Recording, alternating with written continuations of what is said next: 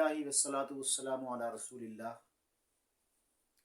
آج میں امتحان میں کامیابی اور اچھے نمبروں کے حصول کے لیے ایک ایسے مختصر، پر اثر اور جامع وظیفے کی نشاندہی کرنے لگا ہوں۔ اگر آپ اس وظیفے کو امتحان کے دنوں میں معمول بنائیں گے تو یقیناً اللہ کے فضل سے کامیابی آپ کے قدم چومے گی۔ اور یاد رکھیں کہ یہ کامیابی کسی بھی معاملے میں اس وقت تک انسان کو نہیں ہو سکتی جب تک کہ اللہ کا فضل شامل حال نہ ہو، اور اگر اللہ کا فضل شامل حال ہوگا تو انسان زندگی کے ہر موڑ پر، ہر قدم پر کامیاب ہوگا۔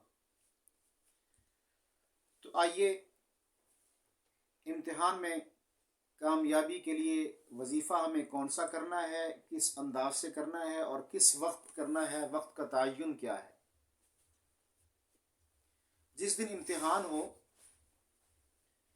کمرہ امتحان میں داخل ہونے سے پہلے یا گھر سے باہر نکلنے سے پہلے 21 مرتبہ سورہ الم نشرح پارہ نمبر 30 اول آخر 11 مرتبہ درود شریف کے ساتھ پڑھیں۔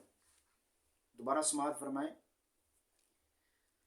کمرہ امتحان میں داخل ہونے سے پہلے یا گھر سے باہر نکلنے سے پہلے 21 مرتبہ سورہ الم نشرح پارہ نمبر 30 اول آخر 11 مرتبہ درود شریف کے ساتھ پڑھیں، اور کمرہ امتحان میں پیپر دینے کے لیے یا انٹرویو کے لیے آپ چلے جائیں۔